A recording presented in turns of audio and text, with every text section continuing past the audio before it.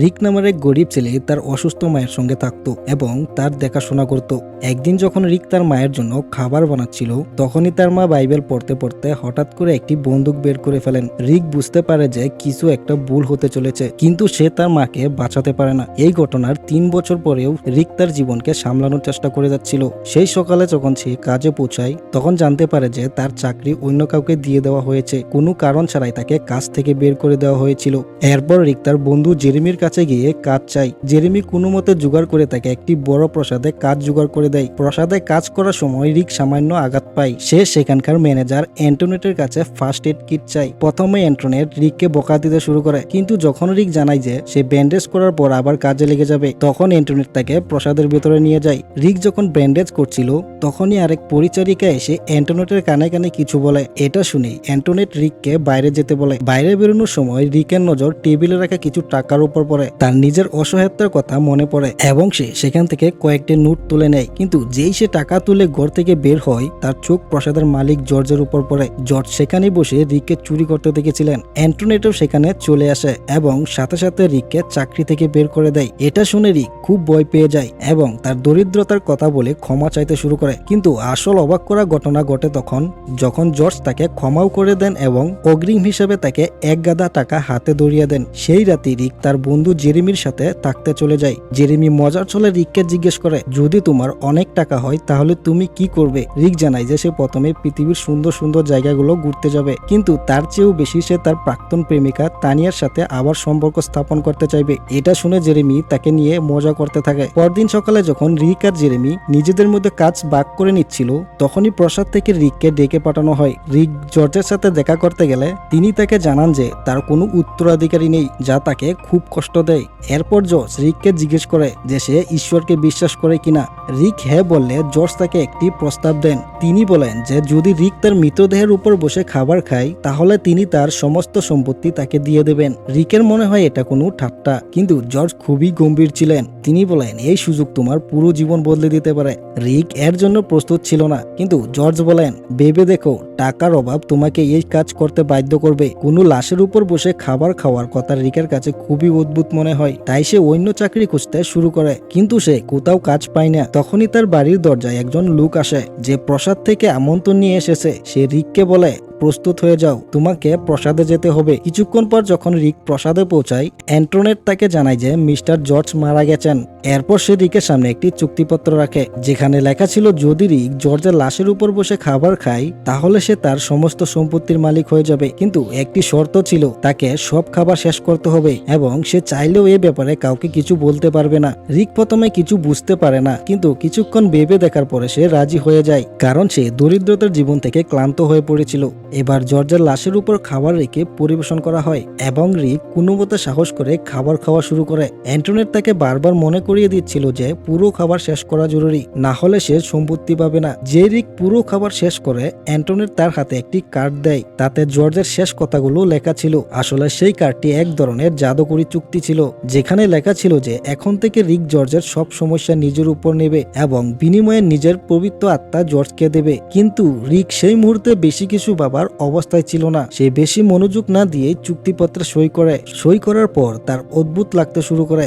যখন সে সেখান থেকে গিয়ে বিছানায় শুয়ে, তার মনে হয় যেন সে পানির নিচে আছে। তখনই হঠাৎ করে চারদিক থেকে আত্মাগুলো তাকে ঘিরে ধরে। এই সব দেখে রিক খুব ভয় পেয়ে যায়। পরদিন সকালে যখন রিক প্রাসাদে হাঁটাহাঁটি করছিল, তার চোখে একজন অদ্ভুত লোক পড়ে, যে তাকে দেখছিল।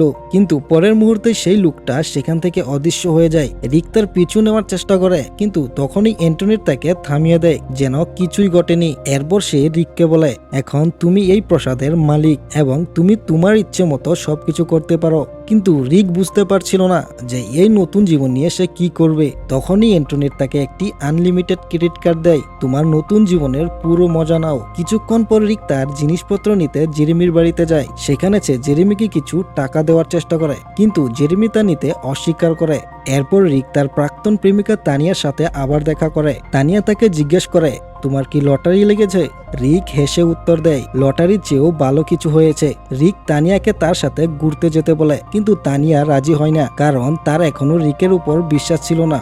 এরপর রিক একটি ক্লাবে গিয়ে সবচেয়ে দামি মদ অর্ডার করে। তার এই আচরণ দেখে একজন লোক তাকে ঠাট্টা করে বলে, এত দামি মদ খাওয়ার কি তোমার সামর্থ্য আছে?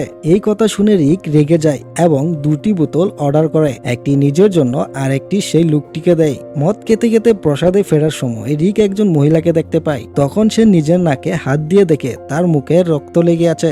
যে সে মহিলার দিকে তাকায়, সে অদৃশ্য হয়ে যায়, কিন্তু পরের মুহূর্তে সেই মহিলা আবার ফিরে আসে এবং চিৎকার করে আর রিককে চুর বলে আক্রমণ করে। এই সময় রিকের আবার মনে হয় যে সে পানির নিচে ডুবে যাচ্ছে। জ্ঞান ফিরে সে নিজেকে সেখানে পড়ে থাকতে দেখে। নিজের অবস্থা দেখে সে সুধা অ্যান্টনেটের কাছে যায় এবং অভিযোগ করে যে সে হয়তো তাকে কোনো মাদক দিয়েছে, যার কারণে সে ভূত দেখছে। অ্যান্টনেট রিককে শান্ত হতে বলে এবং সবটা বোঝানোর চেষ্টা করে। রিক অ্যান্টনেটকে বলে যে সেই চুক্তিপত্র এবং মিস্টার জর্জের শেষ কথাগুলো আবার পড়তে চায়। যে রিক সেই কথাগুলো আবার পড়ে, তার কাছে সবকিছু পরিষ্কার হয়ে যায়। সে বুঝতে পারে যে সে কি করেছে, কিন্তু তবু তার বিশ্বাস হয় না যে যা কিছু ঘটছে তা সত্যি। যখন রিক একটু একটু করে সব বুঝতে শুরু করে, তখন সে অ্যান্টনেটের কাছে এ ব্যাপারে আরও জানতে চায়। মিস্টার জর্জ তার মৃত্যুর কিছু আগে এক অদ্ভুত রহস্যময় জাদুটোনায় জড়িয়ে পড়েছিলেন। তার উদ্দেশ্য ছিল তার সব পাপ অন্য কোনো মানুষের উপর চাপিয়ে দেওয়া, যাতে মৃত্যুর পর তাকে নরকে যেতে না হয়। এরপর অ্যান্টনেট রিককে একটি পুরনো বই দেখায়। তাতে একটি বিশেষ আচার অনুষ্ঠানের কথা লেখা ছিল, যেখানে কিছু মানুষ এমন এক ব্যক্তিকে বেছে নিত যে তাদের মৃতদেহের উপর বসে খাবার খাবে। এই কাজ করলে সেই মানুষটির সমস্ত পাপ খাবার খাওয়া ব্যক্তির মধ্যে চলে আসতো। এই মানুষদের চিন ইটার বা পাপ বক্ষণকারী বলা হতো। এখন রিক বুঝতে পারে যে সেও একজন চিন ইটার হয়ে গেছে। অ্যান্টনেট তাকে বলে টাকা সবসময় একটি মূল্য নিয়ে আসে। রিক এখন এইসব থেকে মুক্তি পেতে চায়। সে দেরি না করে চার্চে যায় তার পাপের প্রায়শ্চিত্ত করার জন্য। চার্চে ফাদার তাকে জিজ্ঞেস করেন, তুমি কি পাপ করেছো? কিন্তু রিকের কাছে কোনো উত্তর ছিল না, কারণ সেই পাপগুলো তার ছিল না, সেগুলো ছিল মিস্টার জর্জের পাপ। তাই সে চুপচাপ চার্চ থেকে ফিরে আসে।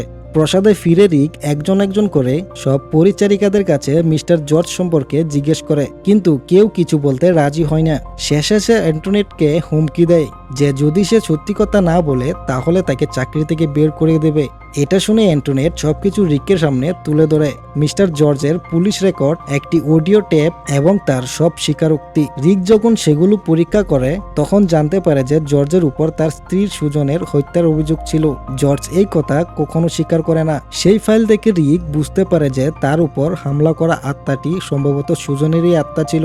এইসব জানার পর রিক আবার চার্চে যায় এবং ফাদারের কাছে তার পাপের কথা জানায়। ফাদার তার আত্মাকে শুদ্ধ করার জন্য প্রার্থনা শুরু করেন। ঠিক সেই মুহূর্তে সুজনের আত্মা আবার আসে এবং রিকের গলা টিপে ধরার চেষ্টা করে, কিন্তু সৌভাগ্যক্রমে ফাদারের প্রার্থনা কাজ করে এবং সুজনের আত্মা সেখান থেকে পালিয়ে যায়। সেই রাতে রিক যখন টিভি দেখছিল, তখন সে অনুভব করে যে একজন লোক তার সোফার পাশে দাঁড়িয়ে আছে। যেই সে ঘুরে তাকায়, একটি ল্যাম্প জুড়ে মেঝেতে পড়ে যায়। রিক যেই ল্যাম্পের কাছে যায়, একটি মুখোশ পরা লোক তার পিছু নেওয়া শুরু করে। ভয়ে রিক অ্যান্টনেট বলে চিৎকার করতে করতে সিঁড়ির দিকে দৌড়ায়। উপরে সে একটি ছোট্ট শিশুর রক্তাক্ত আত্মা দেখতে পায়। তখনই অ্যান্টনেটও সেখানে পৌঁছায় এবং রিককে শান্ত করে বসায়। এরপর অ্যান্টনেট তাকে জানায় যে মিস্টার জর্জও একসময় খুব গরিব ছিলেন এবং তিনিও একজন সিন ইটার হয়ে তার ভাগ্য পরিবর্তন করেছিলেন।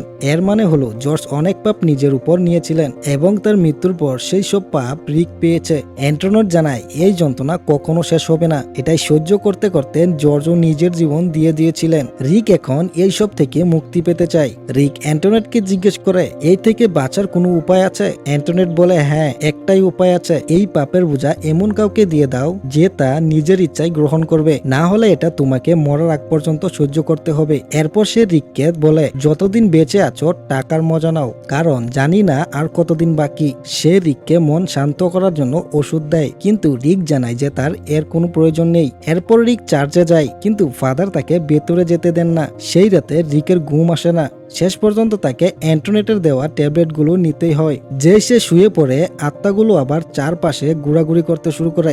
বয়সী বিছানা থেকে পড়ে যায় আর তখনই অ্যান্টোনেট ছুটে আসে, কিন্তু সেই মুহূর্তে রিক তার মাকে দেখতে পায়। যেই সে মায়ের দিকে এগোয়, ডাক্তার তাকে একটি ইনজেকশন দেন, যার ফলে তার জ্ঞান ফিরে আসে। এরপর রিক অ্যান্টোনেটকে বলে, এখন আমি অন্য কিছু করতে চাই, তা যতই বিপজ্জনক হোক না কেন। অ্যান্টোনেট জিজ্ঞেস করে, তুমি কি সত্যি তোমার সব টাকা ছেড়ে দিতে চাও? রিক বলে, হ্যাঁ, এর চেয়ে ভালো তো আমি ভিখারি ছিলাম। তখন অ্যান্টোনেট জিজ্ঞেস করে, এমন কেউ কি আছে যাকে তুমি এই দায়িত্ব দিতে পারো? রিক তখন চুপ হয়ে যায়। এরপর সে নিজেই অ্যান্টোনেটকে জিজ্ঞেস করে, তুমি কি এটা নেবে? তখন অ্যান্টোনেট মানা করে দেয়, কারণ যে মানুষ চুক্তির সত্যতা জানে সে সিন ইটার হতে পারে না। এরপর অ্যান্টোনেট প্রস্তাব দেয়, তোমার বন্ধু জেরেমি হয়তো এটা করতে পারে। কিন্তু রিক রাজি ছিল না। সে তার পুরনো বন্ধুর সাথে বিশ্বাসঘাতকতা করতে চায়নি। এর মধ্যেই তানিয়ার ফোন আসে। সে জানায় যে সে বিপদে আছে এবং টাকার খুব প্রয়োজন। রিক বন্দুক আর টাকা নিয়ে তার বাড়িতে পৌঁছায়। সেখানে একটি আত্মাকে দেখে যে সাহায্য চাইছে। বয়সে আত্মার উপর গুলি চালায়, কিন্তু সেটা আত্মা নয়, বরং তানিয়াই ছিল এবং এখন সে রিকের সামনে লাশ হয়ে পড়েছিল। ড্রাইভার রিকে সেখান থেকে নিয়ে যায়। অ্যান্টোনেট বলে, চিন্তা করো না, আমি সব সামলে নেব। কিন্তু এখন রিক ভেতর থেকে সম্পূর্ণ ভেঙে পড়েছে। সে শুধু এইসব শেষ করতে চায়। অ্যান্টোনেট তাকে মনে করিয়ে দেয়, যদি মুক্তি চাও তাহলে নিয়ম মানতে হবে। এখন রিকও প্রস্তুত হয়ে যায়। সে এখন জেরেমিকেও এই অভিশাপ দিতে রাজি হয়েছে। কিছুক্ষণ পর জেরেমি আসে। সে তানিয়ার মৃত্যুতে খুব দুঃখিত ছিল, কিন্তু তার কাছে কোনো কাজ ছিল না এবং খুব ক্ষুধার্ত ছিল। অ্যান্টোনেট তাকে বলে, রিক চাই যে তুমি তার জন্য সিন ইটার হও। জেরেমি সাথে সাথে হ্যাঁ করে দেয়। তার মনে হয় এটা সব মজা। এবার রিক একটি টেবিলে শুয়ে পড়ে। ডাক্তাররা আচার অনুষ্ঠানের প্রস্তুতি নিচ্ছিলেন। অ্যান্টোনেট ভরসা দেয় এই পদ্ধতি কাজ করবে। ডাক্তার তাকে একটি ইনজেকশন দেন, যার ফলে তার হৃদস্পন্দন থেমে যায়। এবার রিক অন্য জগতে পৌঁছে যায়। সেখানে আত্মাগুলো সাহায্যের জন্য চিৎকার করছিল। সে সেখানে নিজের মাকে দেখতে পায়, কিন্তু কাছে যেতেই সে তানিয়া হয়ে যায়। তখন দুজন একে অপরের কাছে ক্ষমা চায়। পরের মুহূর্তে আত্মাগুলো তার উপর ঝাঁপিয়ে পড়ে, কিন্তু তখনই তার মায়ের আত্মা তাকে বাঁচিয়ে নেয়। রিকের আবার জ্ঞান ফিরে। অ্যান্টোনেট জানায়, এখন সবকিছু ঠিক আছে। জেরেমি অনুষ্ঠান সম্পন্ন করেছে। এখন সব পাপ তারই উপর, আর তুমি পুরোপুরি মুক্ত। 6 মাস পর রিক আবার মজুরির কাজ করছিল। সে একটি পার্কে বসেছিল। এদিকে অ্যান্টোনেট জেরেমির নাম সেই বইয়ে লিখে দেয় যেখানে সব সিনিটারদের নাম লেখা ছিল। এখন প্রসাদে আত্মাগুলো জেরেমিকে ভয় দেখাতে শুরু করে এবং তার চিৎকার অ্যান্টোনেট পর্যন্ত শোনা যাচ্ছিল। আর এই সিন দেখে এই মুভি শেষ হয়ে যায়। তো বন্ধুরা, কেমন লেগেছে এই মুভিটা? যদি ভালো লেগে থাকে এই ভিডিওটা, তাহলে একটি লাইক এবং একটি সাবস্ক্রাইব করে আমাদের পাশে থাকুন। তো দেখা হবে অন্য এক ভিডিওতে। ততক্ষণ পর্যন্ত ভালো থাকবেন এবং সুস্থ থাকবেন।